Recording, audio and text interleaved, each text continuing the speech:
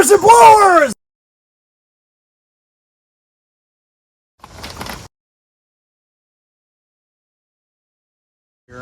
First of all, put the engine.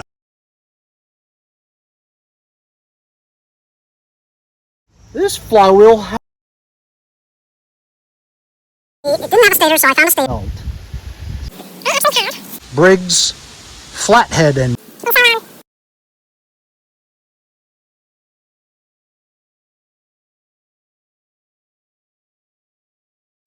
That's a thing about. I'm not even gonna start it up and try my lawn with it.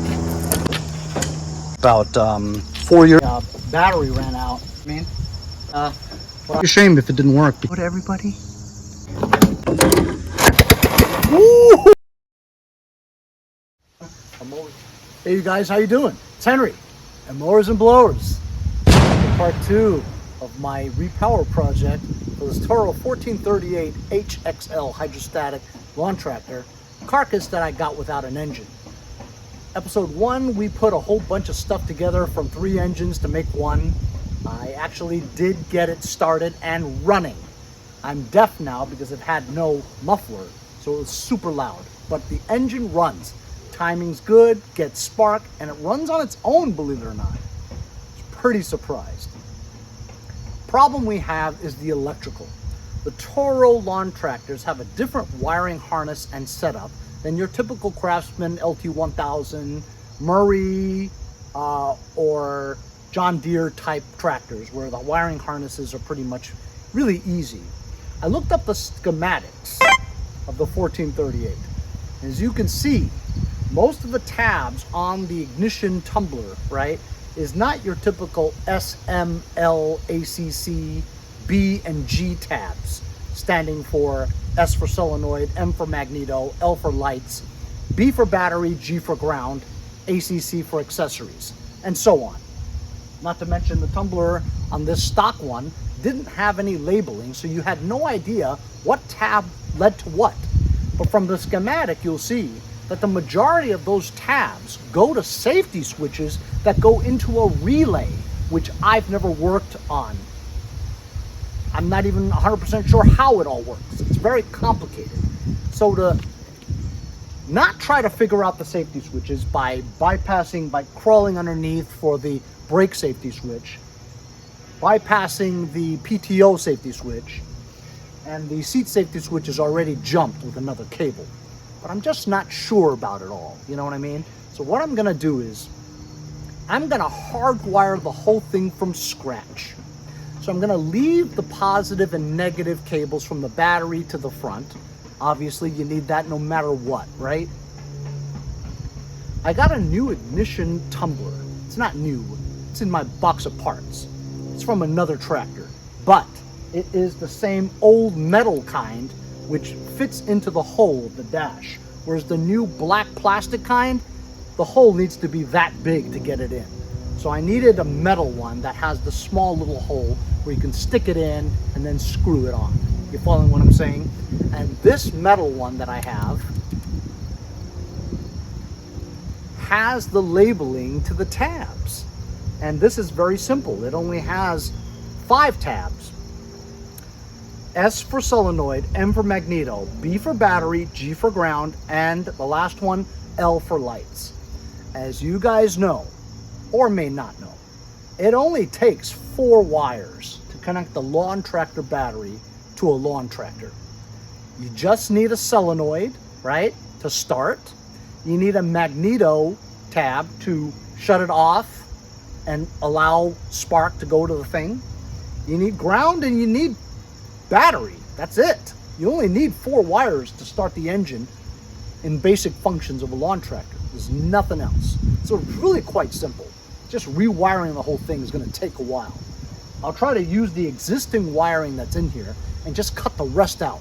Completely bypass the relay altogether, bypass all the wires going to safety switches, and we're just going to have 4 wires running from the ignition switch, 1 to the magneto to shut it off, 1 to the solenoid, which turns it on, and then you have power, ground, and power. That's it, 4.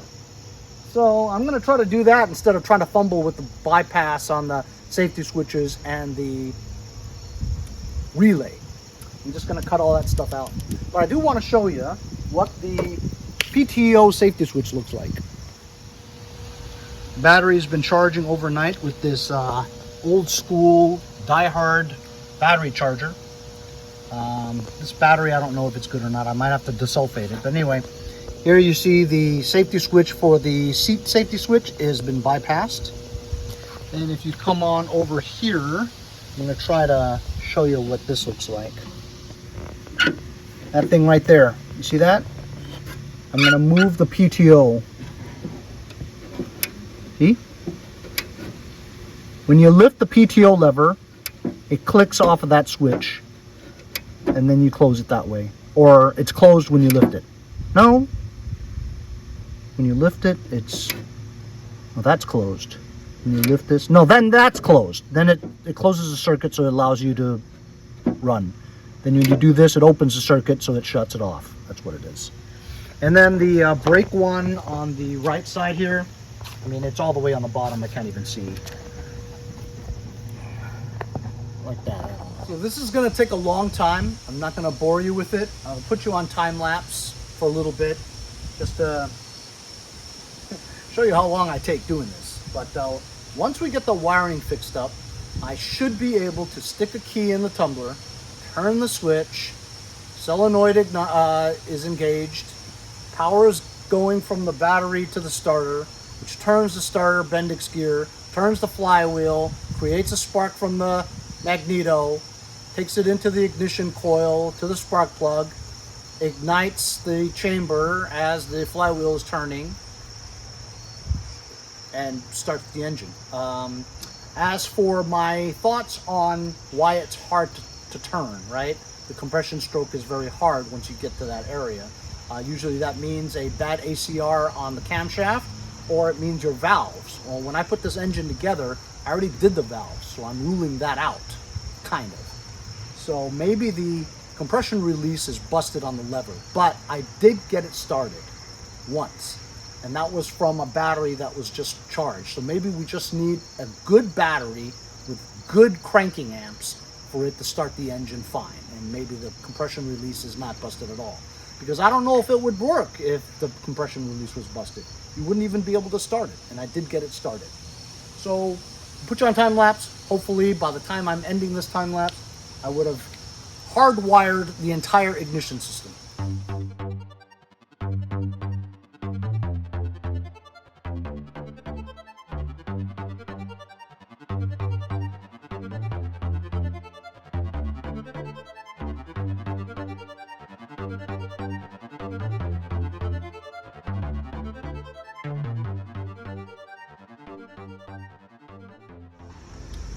All right, I've been messing with this for about, I don't know, hour and a half, not even sure. I rewired everything. Just took the, you guys aren't gonna understand this, but it's just a lot of spaghetti. Tried to make a good ground. I was having ground issues. I just basically took the old wires out of the module and put it in the configuration of this new ignition tumbler. And so I did a lot of testing with my multimeter, and looks like the only thing stopping me from starting this is a weak battery. So I was trying to start it. It kind of cranked a little bit, and this battery is just Dunsky, which is surprising because I thought I fixed it. Anyway, I'm trying one of my 4,000 amp power starters, jump starters. It's got the boost on. This ought to crank the motor. See if it starts. All right, can we crank this for the first time with a new switch? So let's put it on choke, see if it starts. Ready? What the?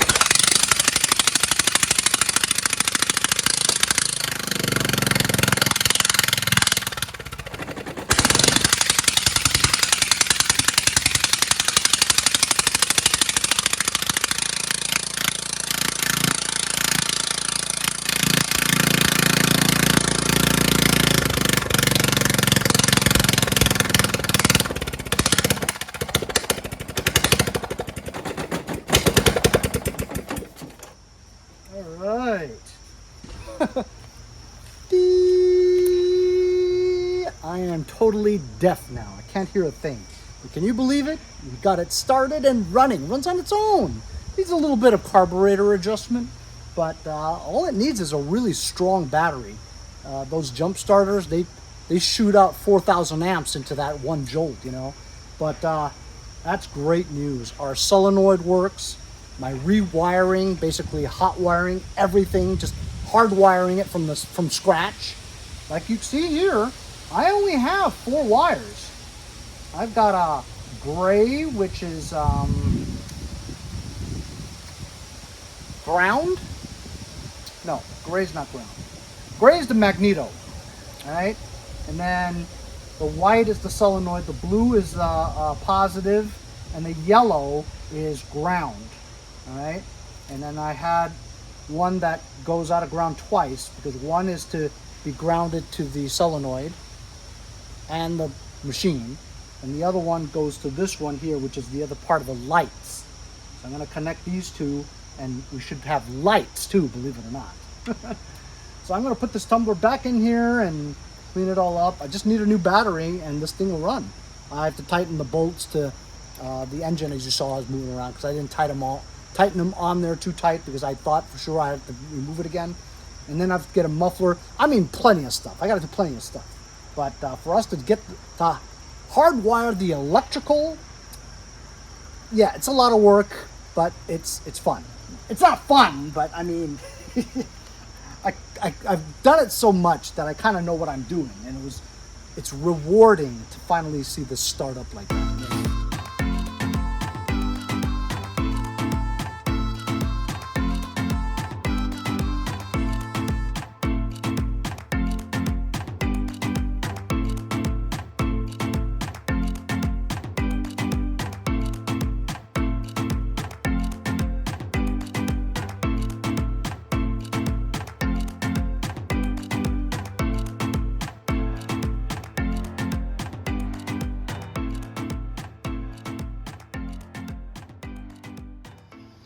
Holy cow. We just had a tropical storm Ophelia come by this weekend, and it's a disaster.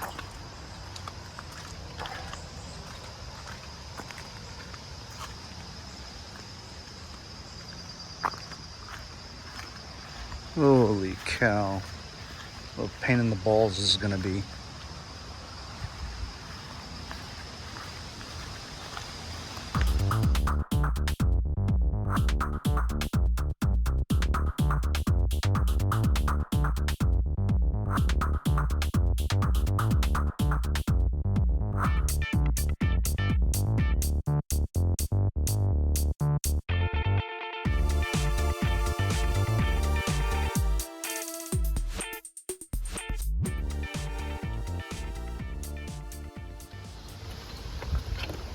There we go.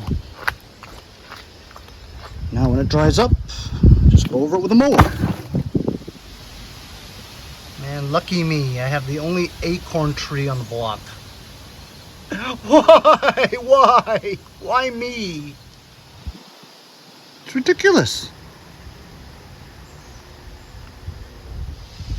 So I was just screwing around the backyard and I got this muffler, see? And I just was curious to see if it would fit on the Toro. So I went and put it on, and it does fit. But it sticks out, so now you can't put the hood on. So that's not going to work. Unless I cut it and re-weld it in an area where the hood would fit. That's a lot of work, you know what I mean? So I decided I was going to give my friend Brian a call, who lives also in Huntington, and he comes and we trade parts. Sometimes he buys it. He was the guy who bought that new LT1000 deck that I had, and he bought some baggers, whatever. Anyway, he's a friend of Jason's too. We trade parts whenever he needs something, I need something, whatever, we just trade. Anyway, he had, I believe, the original muffler for that Toro Lawntractor. So I went to go get it, and also I was looking all over the place for the crankshaft double stack pulley bolt. You know, I used to have 100 of them, you know what I mean? But I just can't find them. It drives me crazy. So I couldn't find it, so it means I couldn't put the double stack pulley on so I can get the drive to work, right?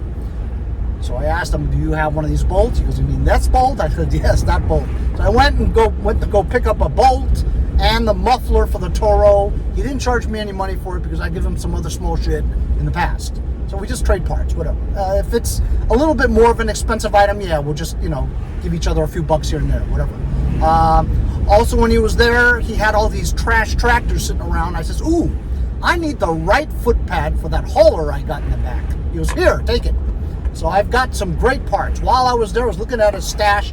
He's got this John Deere tractor he doesn't want. He wants to give it to me. He's got some decks, which I need for the hauler, you know what I mean? So I might go pick up some stuff when I get to the other projects after the Toro.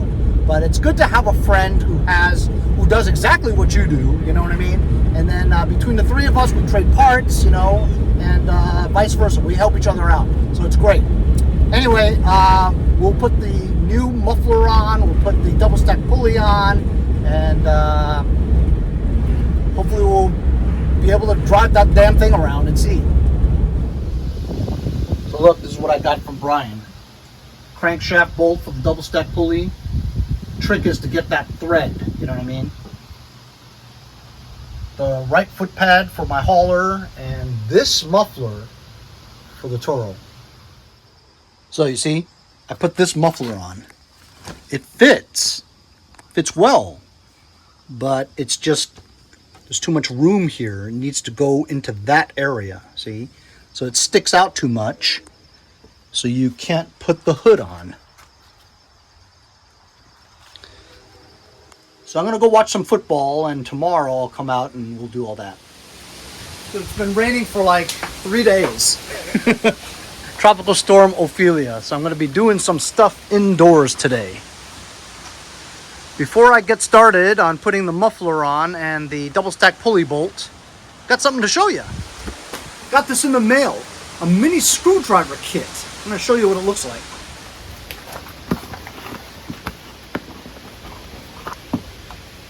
Look at that. Really cool. From TISWALL. Same guys that made a few other products that they sent me. Look at that. Whoa. Look at that, those precision bits here. Small, medium, and large Phillips, some Torx, some Hex, and flatheads. And also these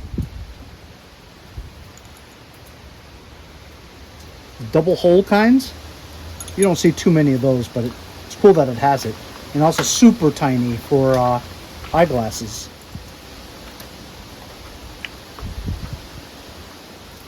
There you go. Very cool. So it comes with one of these. It says demagnetize or magnetize. I don't know how to use it because there's no instructions. It just comes like this. And also I thought that these were motorized, but it's not. It's just a simple screwdriver set with extra long bits. Very useful for what I do here. From TISWALL, the W900 series. It is very cool and sharp. Just throw it in your glove compartment or your trunk of your car. And if you ever need something like this, it's right there for you. So another thing I want to show you that I got today. Roadside emergency kit. Just like the screwdrivers, you need them in case it's an emergency.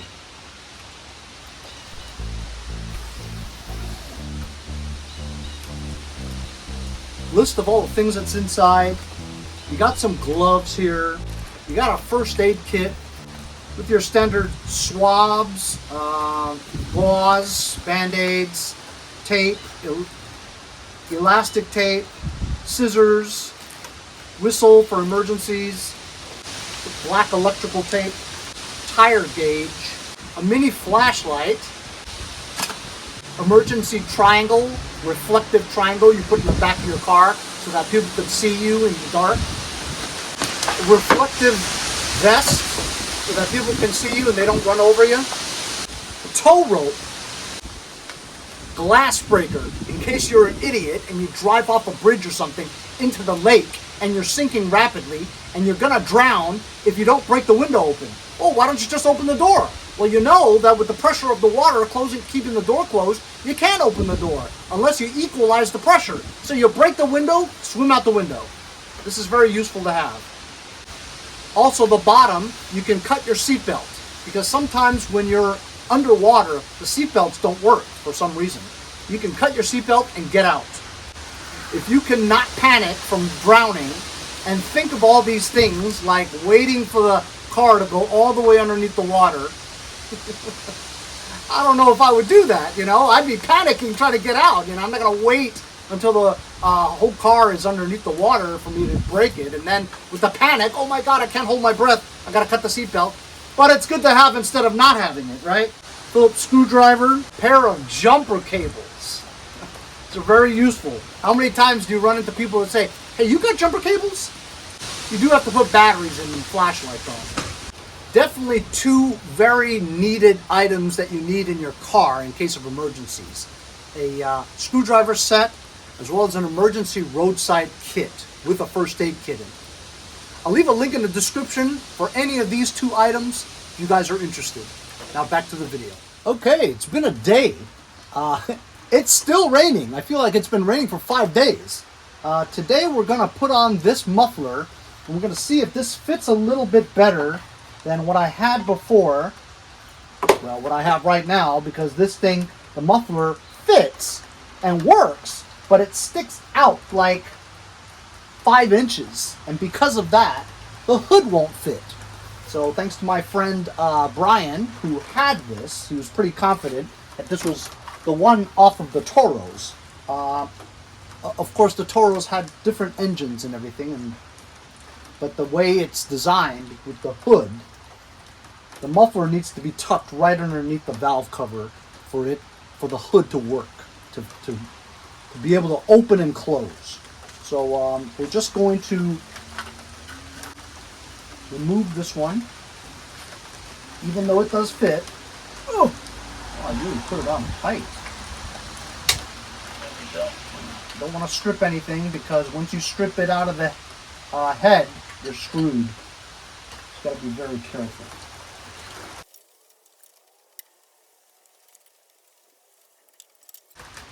There we go.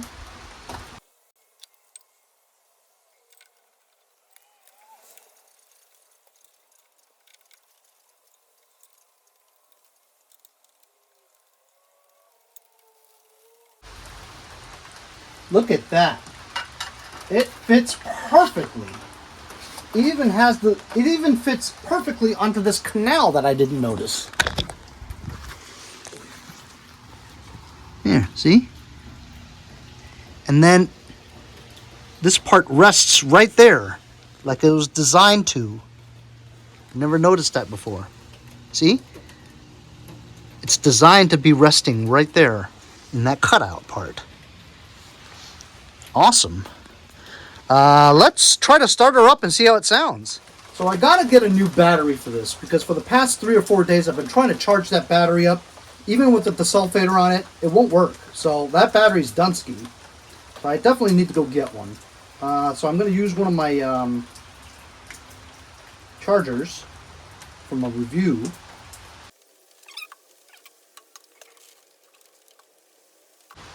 And now we have it on boost too, so it's really gonna crank.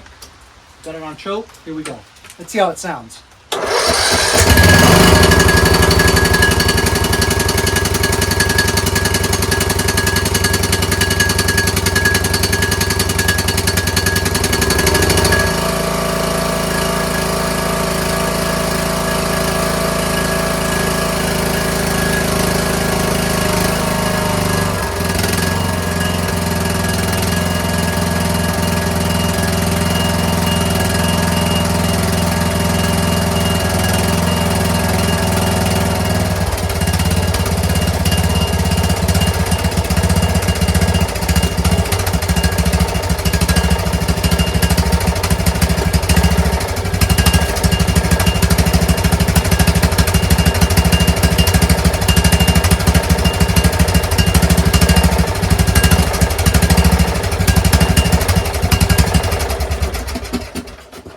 All right, works great. I want to test the off on the switch. Remember when I rewired everything, I didn't really check if the magneto worked.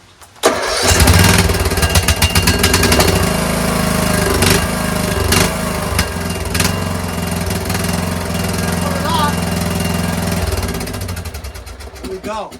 So our wiring of the new switch, positive, battery, negative ground, solenoid, and magneto, only those 4 wires are connected to the engine.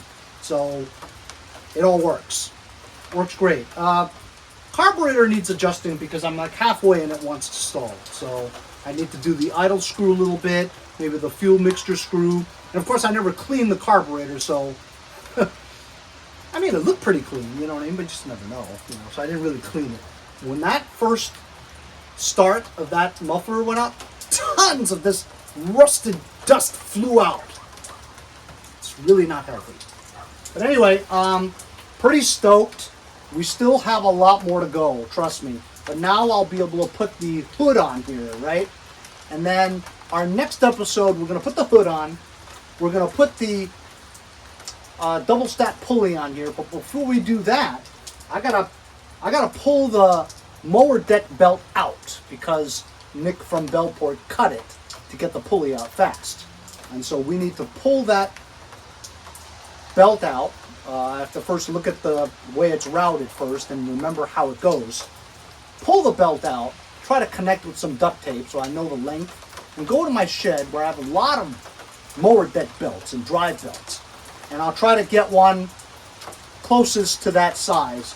We'll reroute it on here, put it on the double stack pulley, put the double stack pulley on, put the new bolt that I got from Brian and see if it fits. I hope it fits. And then we could go for a ride to see if the drive works, right? And then the mower deck, see if the mower deck works. And then eventually I'm gonna have to go buy a battery because we can't just keep charging this like that, you know what I mean? And then we'll try to fix the broken front headlight and connect the lights somehow. But other than that, I mean, we have a engine that I put together with parts for free. That's right, free! Put it on here, and we got the tractor for free. So far, I haven't spent a dime. I've got the parts from my friend Brian. We got parts from Dave, as well as Mark. Subscribers who contribute parts to the channel. You see, your parts are being used for projects. And in turn, you get a shout out. So continue to buy my stickers. PayPal.me/mowers and blowers if you guys can donate $1 or $2. And share and like and subscribe to this channel. We'll see you guys next time on Mowers and Blowers.